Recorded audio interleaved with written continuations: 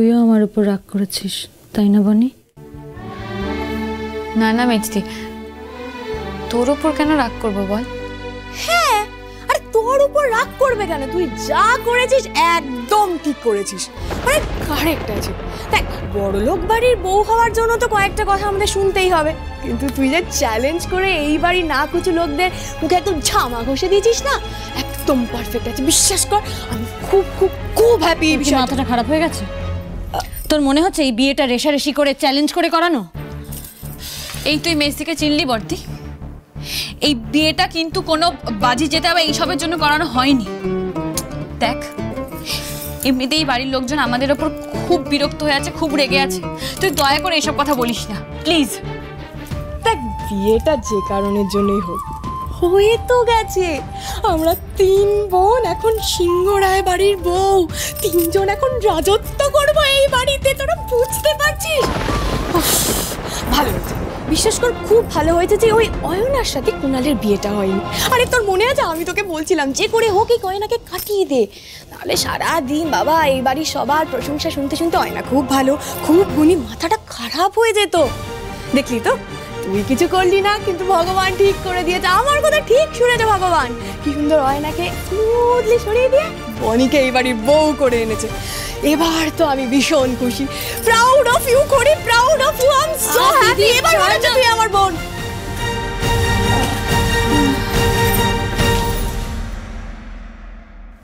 দেখতে এসেছিলাম আপনি কেমন আছেন। এখানে তো দেখছি আপনাদের সবার উৎসব চলছে। জাম্বো, তুমি যেটা ভাবছো সেটা দেখলি তো বর্দি? তোকে আমি বারবার করে বলছিলাম এসব কথা বলিস না, চুপ কর চুপ কর। তুই সেই শুনলি না, সেই বললি। 4টে বাজে কথা না বলে তোর ভাত হজম হয় না? না আরে আমি তো এমনি চুপ বলছি। কর, তোর এই লোভী মুখ থেকে না আমি আর একটা কথাও শুনতে চাই না।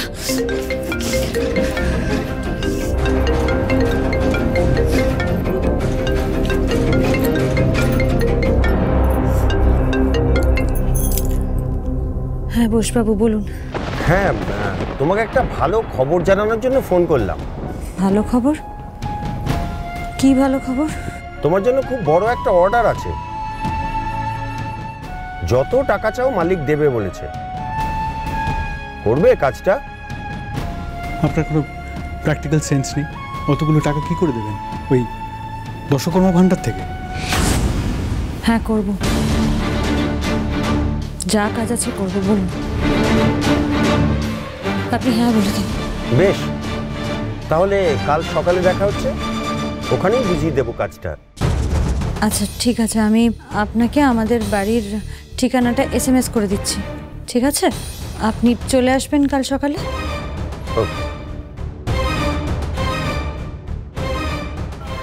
রাজি হয়ে গেছে, কাল সকালেই আপনাদের কাজটা হয়ে যাচ্ছে।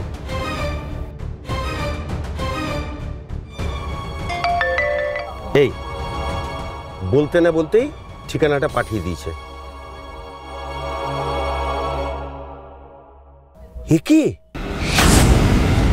হলো? এই মেয়েটা আপনাদের সিংহরায় বাড়ির অ্যাড্রেস দিচ্ছে কেন? মানেটা কি? ডিজাইনার আমাদের বাড়িতে থাকে?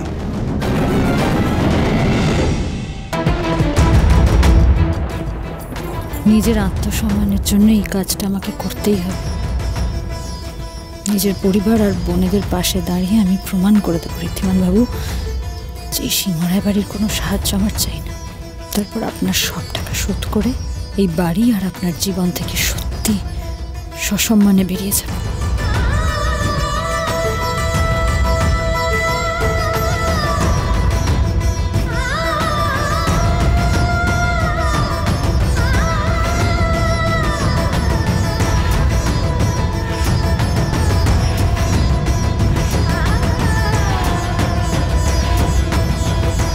আচ্ছা মেজদি,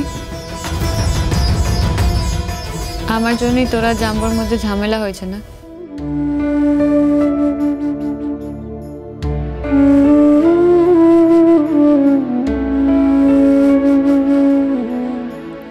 শুয়ে পড়ব না এখন, আর তো কথা বলিস না, অনেক ধকল গেছে সারাদিন, বিছানা তো করাই আছে। শুয়ে পড়। তোর বুঝি ধকল যায়নি? এখন কি তুই আমার থেকেও লোকবি মেজদি? আমি বুঝতে পারি, কেউ তোকে দেখে বুঝুক না বুঝুক, আমি তো চোখ দেখলে আমি ঠিক বুঝতে পারি তোর মনে কি চলছে। আর আমি এখনো বুঝতে পারছি মেজদি, ভিতর ভিতর খুব কষ্ট পাচ্ছিস, ছটপট করছিস তুই।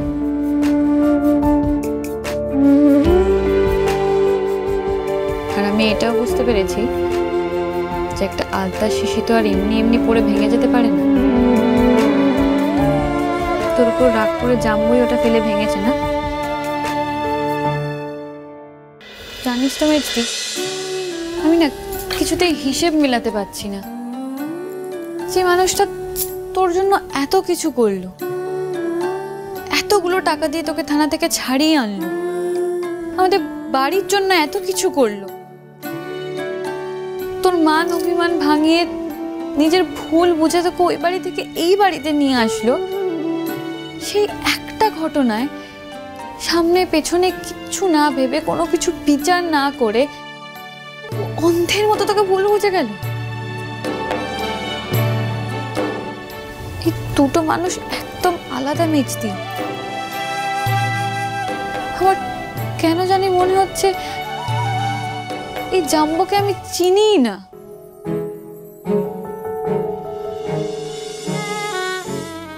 আমার তো মনে হয় এতদিনে আমিও ওনাকে চিনতে পারিনি। এতদিন এত ঘটনার পরেও যদি উনি আমাকে এইভাবে ভুল বুঝতে পারেন,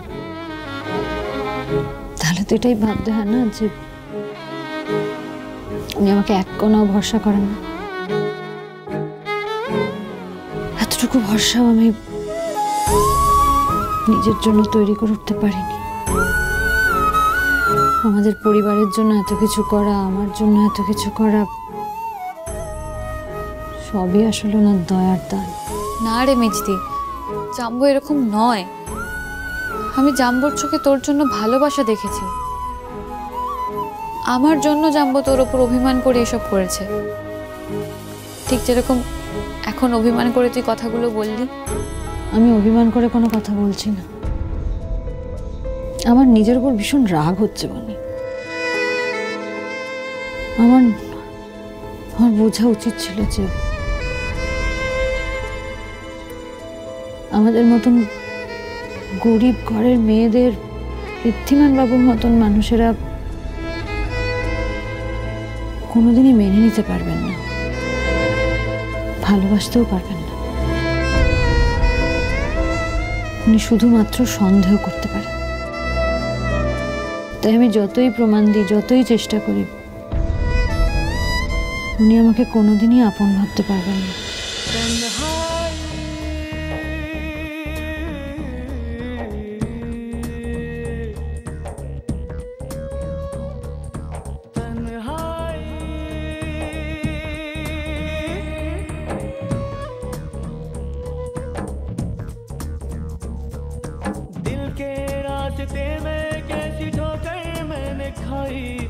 टूटे ख्वाब सारे एक मायूसी है छाई, हर खुशी सो गई, जिंदगी खो गई। तुमको जो प्यार किया मैंने तो सजा में पाई, तन्हाई तन्हाई, मीलों है फैली हुई तन्हाई, तन्हाई तन्हाई, मीलों है। এত জেদ আপনার, এই কঠোর আঘাত যন্ত্রণা সহ্য করেও হার মারবেন না।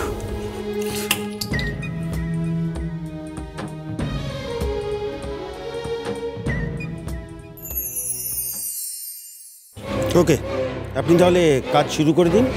একদম, আমি খুব তাড়াতাড়ি কাজ শেষ করে ফেলবো আর আপনাকে একটা ফোন করে দেবো।